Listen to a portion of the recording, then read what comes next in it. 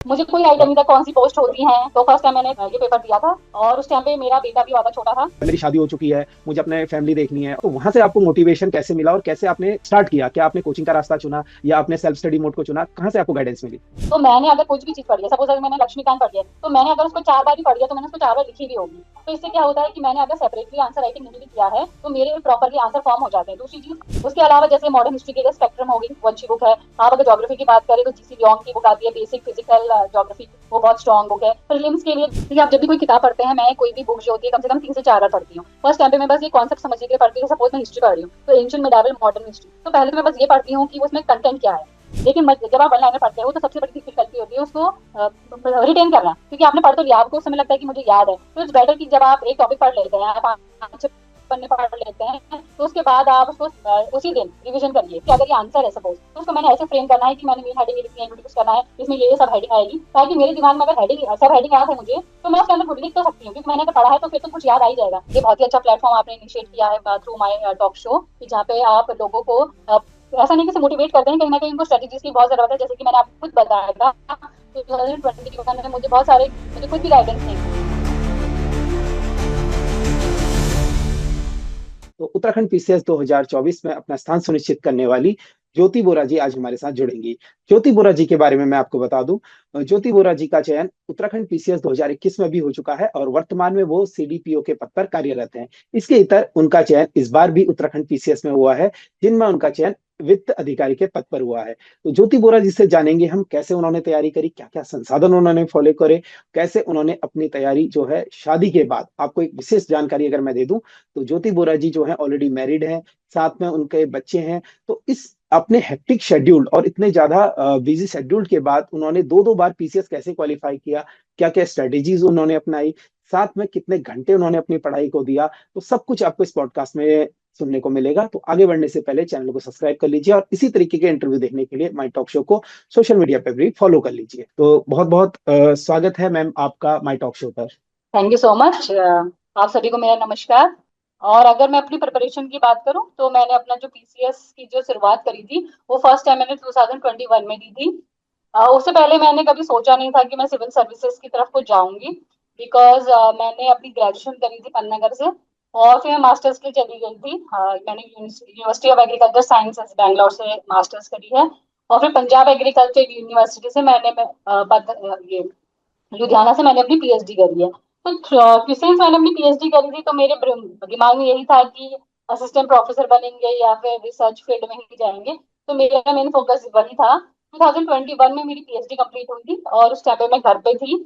और उस टाइम पे तो मेरी मदर इन लॉ ने ही मुझे सबसे पहले सजेस्ट किया था कि आप पढ़ती हैं, पढ़ने में अच्छी हैं, तो क्यों नहीं आप पीसीएस का एग्जाम देती हैं। मुझे कोई आइडिया नहीं था कौन सी पोस्ट होती है। तो फर्स्ट टाइम मैंने तभी ये पेपर दिया था। और उस टाइम पे मेरा बेटा भी ज्यादा छोटा था, तो थोड़ा सा स्ट्रगल था वहां पे। क्योंकि जब मैंने फर्स्ट टाइम प्रीलिम्स दिया था तो वो 5 to 6 मंथ्स का था, जब मैंने जी 2021 में दिया था। तो वो जी। कभी सोचा नहीं तो था कि वो निकाल पाऊंगी। थोड़ा सा मैम के बारे में मैं आपको बता दूं, मैम का सिलेक्शन 2021 पीसीएस में भी हो चुका है। वर्तमान में मैम बाल विकास विभाग में कार्यरत है, सीपी सीडीपीओ के पद पर।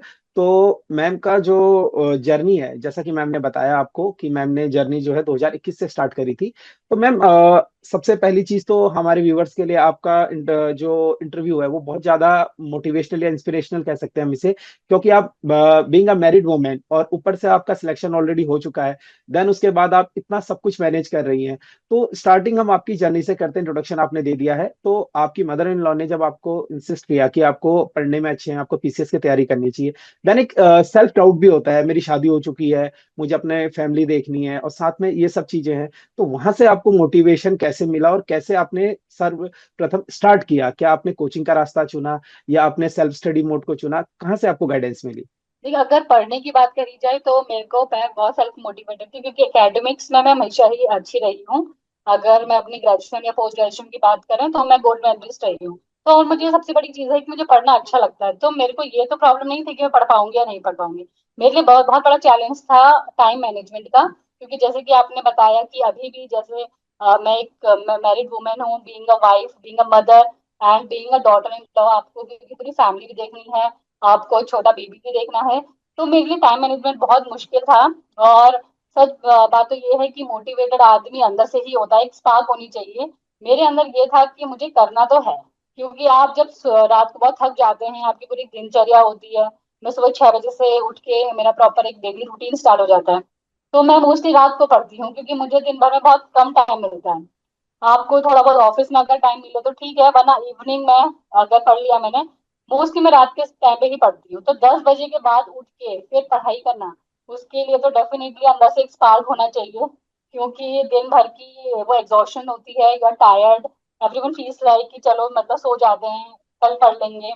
बट उठ के फिर मैं 1-2 बजे तक पढ़ती थी।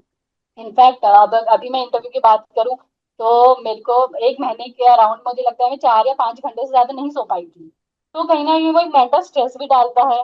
क्योंकि मेरे साथ ऐसा नहीं है कि जैसे बाकी लोग कहते हैं कि 1 साल तैयारी करी या 6 महीने तैयारी करी। मेरे पास टाइम कंस्टेंट बहुत ज्यादा था। इनफैक्ट अगर मैं इसकी बात करूँ भी, पीसीएस मेंस की बात करूँ, तो मेरे पास हार्डली 2 महीने होंगे कि मैंने पढ़ाई करी होगी। बिकॉज मैंने जो वाले पीसीएस जब मैंने प्रीलिम दिया था 2024 में, तो उस टाइम पे मेरा एज अ सीडीपीओ सिलेक्शन अगस्त में हुआ था। उससे पहले ही मैंने Indian council of agriculture research में as a subject matter specialist join कर लिया था। तो मेरी पहली पोस्टिंग वेस्ट बंगाल में आई। तो वहां पे भी क्योंकि मेरी नई जॉब थी, मेरे पास बिल्कुल टाइम नहीं था। उसके बाद जब मेरा सिलेक्शन हुआ एज अ सीडीपीओ, मैंने वहां रिजाइन किया अक्टूबर के महीने में, और यहाँ पे मैंने नवंबर में ज्वाइन किया। तो नवंबर में भी जैसे मेरी पहली पोस्टिंग आई है इन चमोली, तो वहां पे नई पोस्टिंग है, नया डिपार्टमेंट है, नए लोग हैं, एडजस्ट करने में आपको टाइम मिलता है। और इसका जो मेंस था वो फरवरी में था। तो मुझे हार्डली 2 महीने मिले होंगे। बट मेरे को एक चीज रहती है दिमाग में कि मेरे को अपना सिलेबस कंप्लीट करना है। मैं नंबर ऑफ आवर्स नहीं देखती हूँ। मतलब अगर मुझे लगता है कि अच्छा ये बुक है मुझे आज पूरी करनी है, मेरी 10 घंटे में हो जाएगी, मैं 10 घंटे में रुक जाऊंगी। अगर मुझे लगता है कि नहीं, मेरे को 15, 16, 17 घंटे की मेरी सीटिंग है एक साथ, तो ये मेरे को पहले से हैबिट रही है कि मैं 17, 18 घंटे आराम कर मतलब बैठ सकती हूँ। जैसे कुछ लोग को होता है कि वो नहीं बैठ सकते। तो मेरे पास अगर बहुत लिमिटेड टाइम है तो मैंने उस पे मतलब जी जान लगा दी है। और मैंने कोशिश करी है कि मेरा जितना भी सिलेबस है वो कंप्लीट हो जाए और मैं उसको अच्छे से रिवाइज कर सकूं बिफोर एग्जाम। मैम आपने ये चीज तो बहुत अच्छी बताई कि आपके अंदर सेल्फ स्पार्क थी, इसीलिए आपका शायद दो दो बार पीसीएस में चयन हुआ। मैम मुझे ये जानना है, जैसे आपने बताया कि पीसीएस में आपका सिलेक्शन हुआ है, तो जर्नी आपने 2021 से स्टार्ट करी, तो जर्नी का मोड आपने क्या चुना था? क्या आपने आपको कोई गाइड कर रहा था, या फिर आपने आपके किसी कलीग्स वगैरह, या जहां आप वेस्ट बंगाल बता रही है वहां पर थी साथ में, मतलब आपको कैसे इस तरफ आने का हुआ और कहाँ से आपने ये पढ़ाई की, अपनी जर्नी स्टार्ट करी? जैसे कि मैंने आपको बताया कि मेरी मदर इन लॉ ने ही बोला था फॉर्म भरने के लिए। उसके बाद मेरे फ्रेंड सर्कल में या मेरे कलीग्स में मतलब कोई भी नहीं था जो इस फील्ड से हो। तो वेरी फर्स्ट थिंग मैंने सर्च किया इंटरनेट में, और मुझे आई करके एक कोचिंग इंस्टीट्यूट है उसके बारे में पता चला। मैंने उनकी ऑनलाइन कोचिंग ली थी, क्रैश कोर्स लिया था प्रीलिम्स के टाइम पे। उसके बाद मेंस के लिए मैंने उनका स्टडी मटेरियल लिया था। वैसे मेरे पास उनकी टेस्ट सीरीज भी थी, मतलब मैंने एनरोल किया था उसके लिए। बट जैसे कि मैंने आपको बताया कि मेरे पास टाइम की बहुत दिक्कत थी, तो मैंने उनके 1 या 2 टेस्ट सीरीज लिखी थी। अदरवाइज मैंने उनका जो स्टडी मटेरियल था वो मुझे बहुत फायदेमंद हुआ था फर्स्ट टाइम पे भी। और अभी मैंने उनको दोबारा जो, क्योंकि उत्तराखंड के जो सब्जेक्ट्स थे GS 5 और GS 6, उसकी भी मैंने फिर बुक्स उन्हीं से मंगवाई थी। तो वो बहुत काफी हेल्पफुल थी। उसके अलावा जो बेसिक यूपीएससी की जो बुक्स होती हैं, जो मेनली हर कोई सिविल सर्विसेज के लिए पढ़ता है, वो सारी बुक्स मैंने भी क्योंकि यूट्यूब में ही देख के सारे जो यूपीएससी के जो कैंडिडेट्स होते हैं जिनका यूपीएससी क्लियर हुआ था, उन्हीं को सुन सुन के मैंने कुछ बुक्स मंगवाई थी। तो फिर आप लोगों से एज अ सीडीपीओ जब मैं बहुत लोगों से फिर मिली, ये जो कलीग्स थे, तो बहुत सारी बुक्स उसके बाद फिर मैंने 2024 वाले में फिर अलग से मंगवाई थी। मैम दो क्वेश्चन है मेरे, एक साथ कंपाइल कर रहा हूँ मैं। सर्वप्रथम आपका मीडियम शायद मुझे पता लग गया, लेकिन हमारे व्यूवर्स भी जानना चाहते हैं आपका मीडियम क्या था। बट मुझे ये भी जानना है मीडियम के साथ साथ कितना डिफिकल्ट था आपके लिए 2021 पीसीएस की? अगर हम बात करें, जो 21 में पीसीएस आया था उसका सिलेबस अलग था, देन 2024 में जो पीसीएस है उसका सिलेबस अलग है, तो दोनों का जो लेवल पेपर का पैटर्न है वो काफी चेंज हो चुका था। तो उसमें कितनी डिफिकल्टीज आई आपको, और बैक टू बैक आपका पीसीएस निकला, तो इस चीज को भी थोड़ा सा अगर आप क्लियरली क्लेरिफाई कर पाए तो ज्यादा हमारे व्यूवर्स के लिए बेटर होगा। मेरा जो मीडियम था वो इंग्लिश मीडियम था। और बुक्स बहुत ही कम होती हैं इंग्लिश मीडियम में, बहुत डिफिकल्टी होती है स्पेशली रिलेटेड टू उत्तराखंड। और हिंदी मेरी बहुत क्योंकि पुअर रही हुई है, तो हिंदी के लिए मेरे को बहुत ज्यादा डिफिकल्टी हुई। लोग मुझे लगता है कि जो हिंदी मीडियम से होते हैं उनके लिए स्कोरिंग हो जाता है। लेकिन मैंने तो, मुझे लगता है, अपना सबसे ज्यादा टाइम हिंदी में ही दिया, क्योंकि मेरे को एटलीस्ट ये था कि क्लियर हो जाए। कि मैंने जो हाई स्कूल किया है, मैंने आईसीएसई बोर्ड से किया हुआ है, तो मेरे को वहां पे बहुत डिफिकल्टी होती है। उसके अलावा जैसे कि आपने सेकंड क्वेश्चन क्या था आपका? मैम सेकंड क्वेश्चन ये था कि 2021 पीसीएस और 2024 पीसीएस में बहुत डिफरेंस था, पैटर्न सिलेबस चेंज। आपको पता है, पेपर 5 और 6 में चेंजेस थे, तो उसको आपने कैसे मैनेज किया? बहुत ही ज्यादा चैलेंजिंग था, क्योंकि जब मैंने पीसीएस फर्स्ट दिया, यूपीएससी के लिए, सॉरी हाँ, पीसीएस फर्स्ट का पेपर दिया था 2021 वाला, उस टाइम पे जो बेसिक बुक्स थी मैंने मेनली वही पढ़ी थी।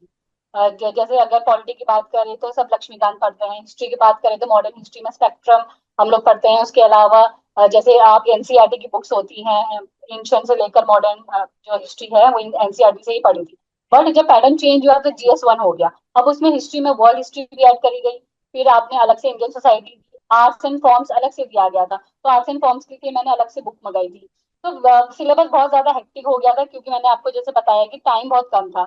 इसकी वजह से मेरे साथ ये दिक्कत हुई थी कि नया जो ऐड हुआ था पैटर्न में, जितने भी नए सब्जेक्ट्स ऐड हुए थे या जो सिलेबस चेंज हुआ था, उसकी वजह से मेरा जो एम्फोसिस रहा था वो नया जो उन्होंने सिलेबस ऐड किया था उस पर मैंने ज्यादा फोकस किया था।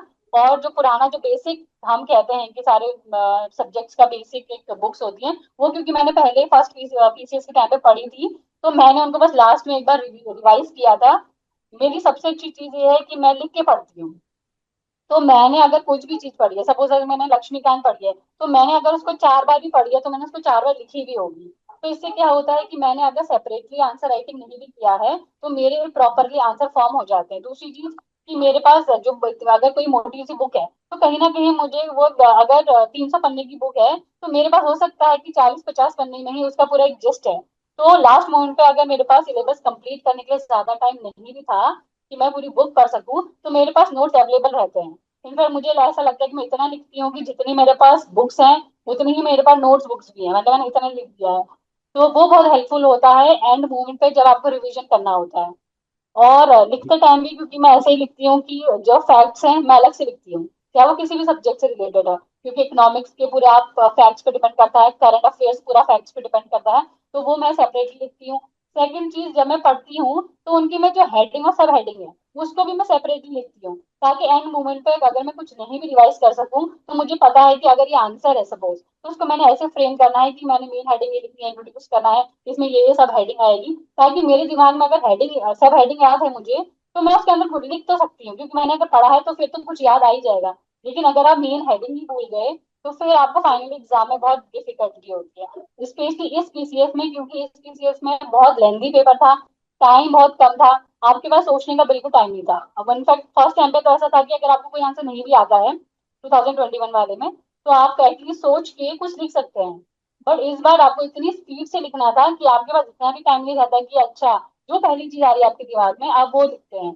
तो इसका मतलब कि आपके जो आंसर जो आप फ्रेम करोगे वो बहुत क्लियर कट आपके दिमाग में होने चाहिए कि इसको मेरे को ऐसे लिखना है करके। तो वो तो आंसर राइटिंग करके ही या फिर लिख लिख के ही आएगा। मैम जैसा आपने बताया आपका एकेडमिक्स बहुत अच्छा था, तो आपको होपफुली आपको पढ़ाई के दौरान कोई दिक्कत नहीं आएगी, क्योंकि आप सेटिंग का भी आपने बताया। बट मैम कभी जब आपने तैयारी स्टार्ट करी 2021 में, आपने माइंडसेट क्या रखा था? क्या मुझे सिर्फ पीसीएस की तैयारी करनी है, या फिर आप आरओ की पोस्ट के लिए भी प्रिपेयर कर रही थी? मतलब साथ में एक होता है ना कि हम बैकअप लेके चलते हैं। और सेकंड क्वेश्चन मैम मेरा ये है कि आपके माइंड में कभी ये थॉट आया था कि यार डायरेक्ट मैं पीसीएस कर रही हूँ, मैं वेस्ट बंगाल से अपना जो आप आपका प्रीवियस प्रोफेशन था उसे छोड़कर आई है, तो एक सेल्फ डाउट भी रहता था कि अगर नहीं होगा तो क्या होगा?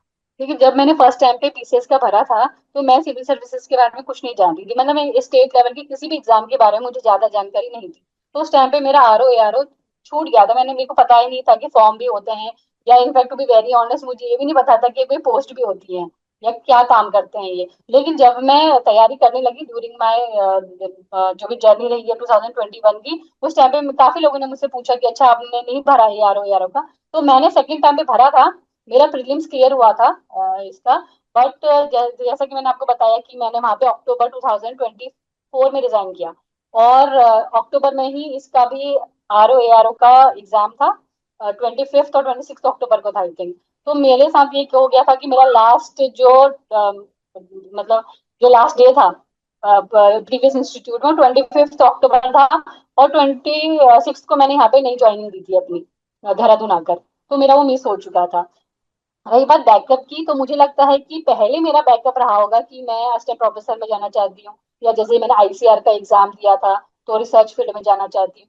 बट एक बार जब मैं सीडीपीओ की जॉब मैंने ली, तो मेरा माइंड बहुत क्लियर कट था कि अगर अब मैं सिविल सर्विसेज में आ गई हूँ, तो इट्स बेटर कि मैं एक बेटर डिपार्टमेंट के लिए या एक हायर पोस्ट के लिए मेहनत करूँ। और फिर मैंने 2024 वाला पीसीएस दिया था, उसके प्रीलिम्स के लिए भी मैं वहीं से आई थी, वेस्ट बंगाल से ही। और मेरे माइंड में यही था कि अब अगर मैं इस जगह पे हूँ तो मैंने इसी जगह पे अपना बेस्ट देना है। और उसके बाद फिर इस बार मेरा वित्त अधिकारी के पद पे चयन हुआ है। मैम शुरुआत करेंगे हम। आपने प्रीलिम्स का अपना बताया कि आपने क्या क्या सोर्सेज फॉलो किए थे। मेन से स्टार्ट करते हैं मैम। सबसे पहले हम जानना चाहेंगे कि ऐसे राइटिंग की आपने प्रैक्टिस कैसे करी और कैसे को कैसे फ्रेम करा जाए। देखिए, ऐसे के कुछ कॉमन टॉपिक्स होते हैं, जैसे अगर मैं उत्तराखंड की बात करूं तो सबको पता है कि कल्चर पे या फोक डांसेस, जहाँ पे फोक सॉन्ग्स होते हैं, उसको लेकर आप एक कल्चरल पे एक अलग से ऐसे लिख सकते हैं। उसके अलावा वुमेन एम्पावरमेंट पे जनरल क्वेश्चन आते हैं। डिजास्टर मैनेजमेंट और डिजास्टर को लेकर आपके क्वेश्चन आते हैं। तो कुछ जो मेन मेन हेडिंग होती है, जो कि वो सिलेबस में देते हैं, और उसके बाद आप एक सब हेडिंग बना के, मैंने पहले से ही इसमें ऐसे लिख दिए थे और मैंने अपने हिसाब से फ्रेम किए थे उनको।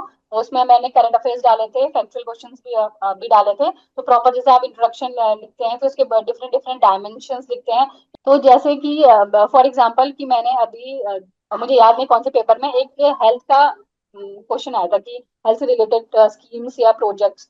तो उसमें मैंने जितनी भी उनके हेल्थ से रिलेटेड स्कीम्स अभी करेंटली चलती हैं या प्रोग्राम्स एंड पॉलिसी चलती हैं वो तो लिखी। उसके अलावा भी मैंने डिफरेंट डायमेंशंस को, जैसे कि हाइजीन एंड सैनिटेशन को, उसके बाद जैसे वुमेन माल न्यूट्रिशन को, देन जो वुमेन हेल्थ और जो विशेष साइकिल होती है उसको, मतलब हेल्थ को मैंने बहुत डिफरेंट डिफरेंट एस्पेक्ट्स पे उसको मैंने लिखा। और करंट अफेयर्स, मतलब करंटली अगर कोई उसमें चेंजेस हुए हैं, पॉलिसीज आई हैं कुछ, या जो करंट डेटा है उनको भी डाला। उसके अलावा मैं एक प्रॉपर कंक्लूजन किया कि इसको कैसे बेटर कर सकते हैं, जैसे वे फॉरवर्ड होते हैं। और जैसे करंटली, मतलब हर एक एस्पेक्ट को मैंने डिस्कस किया उसमें। तो ये है जी कि मल्टी डायमेंशनल होना चाहिए, बहुत सारे एस्पेक्ट्स होने चाहिए उस आंसर पे। Ma'am, being English medium student और आप तो कॉन्वेंट स्कूल आईसीआईसी बोर्ड से पढ़ी हैं, तो बहुत सारे हमारे जो उत्तराखंड के अंदर हमारे क्वेश्चन जो हमारा क्वेश्चन बॉक्स था इससे भरा हुआ था कि इंग्लिश मीडियम वाले से स्पेशली ये पूछिएगा कि हिंदी के पेपर में उन्होंने कैसे मैनेज करा, क्योंकि लोग डरते हैं हिंदी को पढ़ने के। मतलब जैसा आपने बताया हिंदी आपकी कमजोर है, ऐसी बहुत सारे बच्चों की, और पीसीएस के लिए प्रिपेयर करना चाहते हैं, तो वहां पर आपने अपनी मजबूत पकड़ कैसे बनाई। देखिए, मैंने हिंदी को बहुत बार प्रैक्टिस करी। पहली बार मैंने जो शुरुआत करी थी वो ल्यूसेंस की जो सामान्य हिंदी आती है, जो कि मुझे लगता है हर एक विद्यार्थी के पास एक किताब होगी, उसी से मैंने शुरुआत करी। और वो किताब मैंने कुछ नहीं तो 4-5 बार पढ़ी होगी, क्योंकि मेरी हिंदी बहुत वीक है, जैसे कि मैंने बताया, तो मेरे को बहुत ज्यादा रिवीजन चाहिए। उसके बाद प्रैक्टिस के लिए हमारे पास एक यूपीपीएससी की किताबें हैं। शिल्पी पब्लिकेशन करके किताब आती है, और दूसरी आपकी आदित्य पब्लिकेशन करके किताब आती है। तो ये प्रैक्टिस करने के लिए बहुत अच्छी है। देखिए, मेरे साथ तो ये दिक्कत है कि जो हिंदी मीडियम वालों को सपोज विलोम शब्द पढ़ रहे हैं, ऐसे हमारे साथ भी होता है, तो उनको हो सकता है उसके विलोम शब्द का मतलब पता हो। लेकिन हमारे साथ ऐसा होता है कि मुझे वो विलोम शब्द रटने पड़ते थे।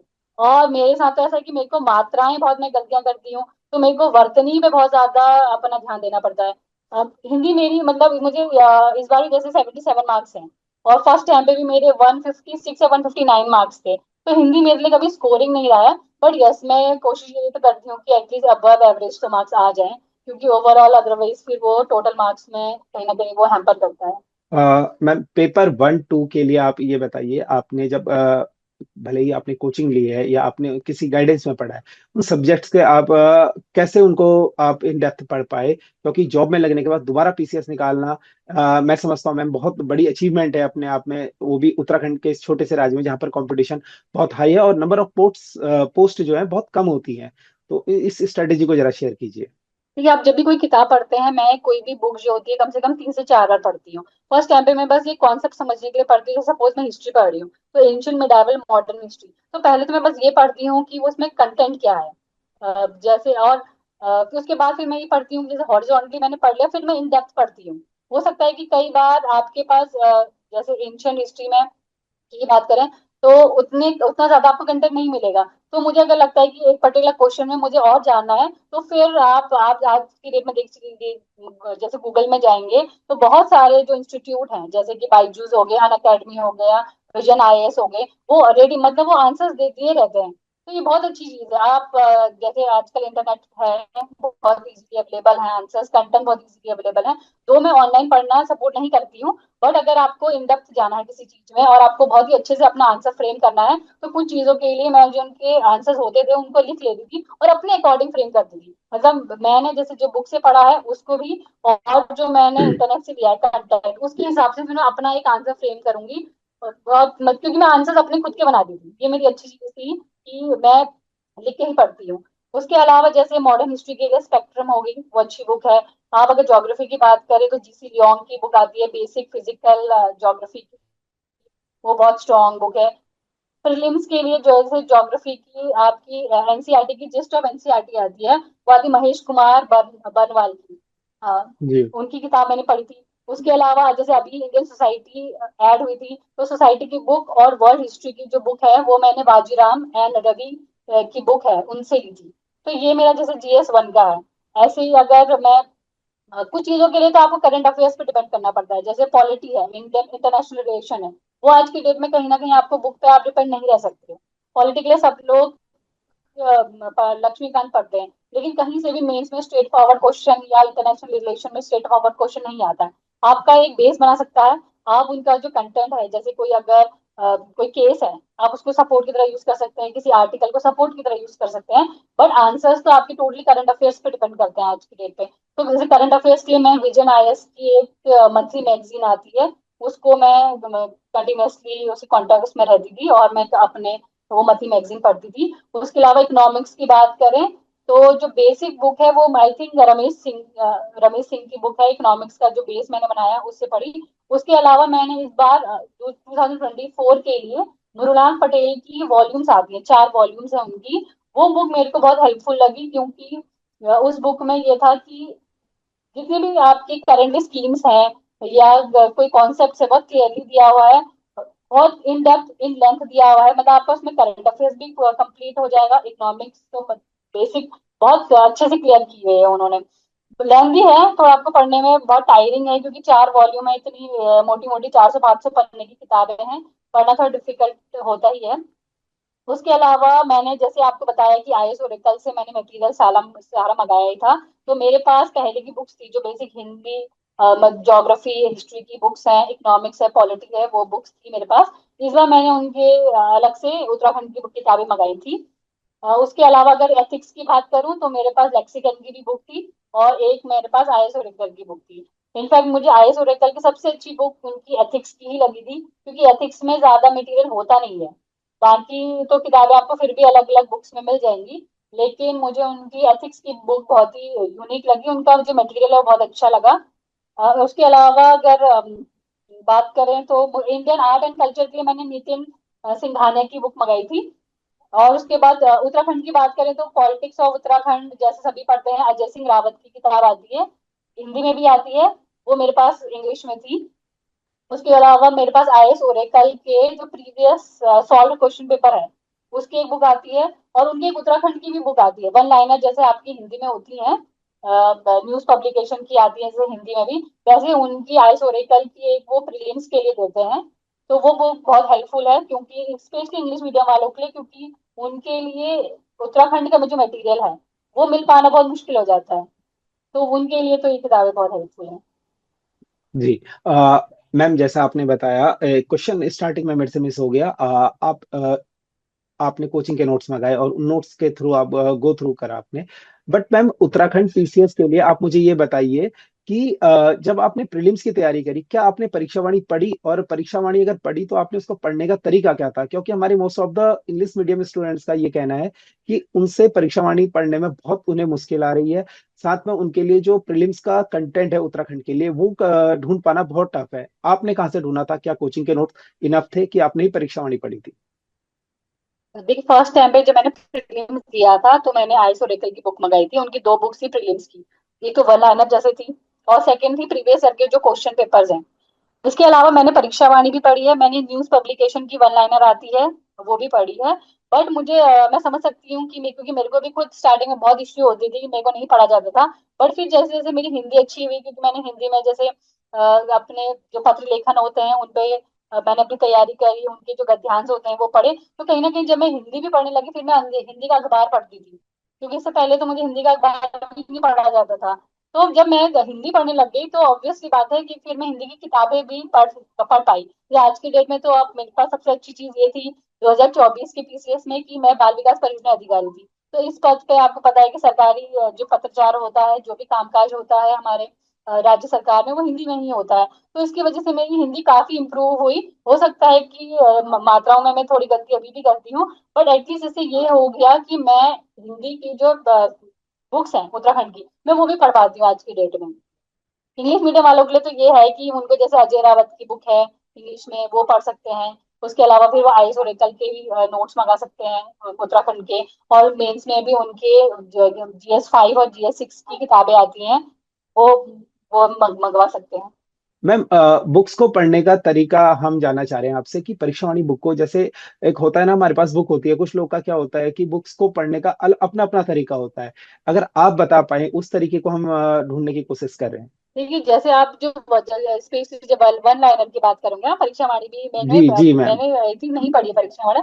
लेकिन जब आप वन लाइनर पढ़ते हो तो सबसे बड़ी डिफिकल्टी होती है उसको रिटेन करना, क्योंकि आपने पढ़ तो लिया, आपको उस समय लगता है कि मुझे याद है। तो इट्स बेटर कि जब आप एक टॉपिक पढ़ लेते हैं, आप 5-6 पन्ने पढ़ लेते हैं, तो उसके बाद आप उसको उसी दिन रिवीजन करिए। तो जब आप रिवाइज करते हैं तो आपके पास वो रिटेन होता है, आप उसको रिकॉल करते हैं। उसके बाद ऑब्वियस सी बात है कि वन लाइनर के साथ तो ये है कि आप बिना रिवीजन के एग्जाम से पहले जा ही नहीं सकते। आपके जो मेन मेन पॉइंट होते हैं उनके, या जो आपको लगता है कि आप भूल रहे हो, मैं ऐसा करती हूँ कि बहुत सारी चीजें ऐसी होती हैं जो मुझे याद हो जाती हैं। सपोज मेरे को परीक्षा पानी में काफी चीजें याद हो गई, लेकिन कुछ चीजें ऐसी होती है जो मैंने 2-3 बार पढ़ ली, रट ली, उसके बाद भी मुझे दिमाग में नहीं आ रही है, तो फिर मैं उनको अलग से लिख देती हूँ। और जब मेरा एग्जाम होने वाला होता है तो 1 से 2 घंटे में सबसे पहले वही चीज पढ़ के जाती हूँ। जबकि मैंने बताया कि मैं नोट्स है ना वो बहुत सेग्रीगेट करके बनाती हूँ। ऐसा नहीं है कि जी एक नोट्स में एक ही टाइप का बनाती हूँ मैं, मतलब इनफैक्ट एक ही अगर टॉपिक है तो उसका मैं लॉन्ग टर्म क्वेश्चन अलग लिखती हूँ, शॉर्ट टर्म अलग लिखती हूँ, और उसके जो जैसे 1-2 लाइन्स में जैसे प्रीलिम्स में आते हैं फैक्चुअल क्वेश्चन वो अलग लिखती हूँ, क्योंकि जी। आप एक ही पेज से अलग अलग तरीके से आंसर निकाल सकते हैं। जी। मैम, आपने एक चीज बताई, आपने सारे सब्जेक्ट्स अपने बता दिए, सोर्सेस अपने बता दिए, कैसे आपने पढ़ा। मुझे ये जानना है मैम, जॉब के दौरान, क्योंकि ऑलरेडी पीसीएस 2021 में आप सिलेक्टेड थी, देन आपने जो मेंस अपने लिखे हैं कहीं ना कहीं अपनी जॉब के दौरान लिखे होंगे, तो क्या उस दौरान आपको मॉक टेस्ट लगाने का टाइम मिलता था, या कैसे आप अपने जो मेंस आंसर राइटिंग है उसको आप मैनेज करती थी, या ऑफिस टाइम को और फैमिली टाइम को साथ में और मेंस राइटिंग करना, क्योंकि 6 पेपर हैं, इतने लेंदी पेपर हैं, तो कैसे आपने उस चीज की प्रिपरेशन करी जॉब के दौरान। देखिए डिफिकल्ट तो था ही।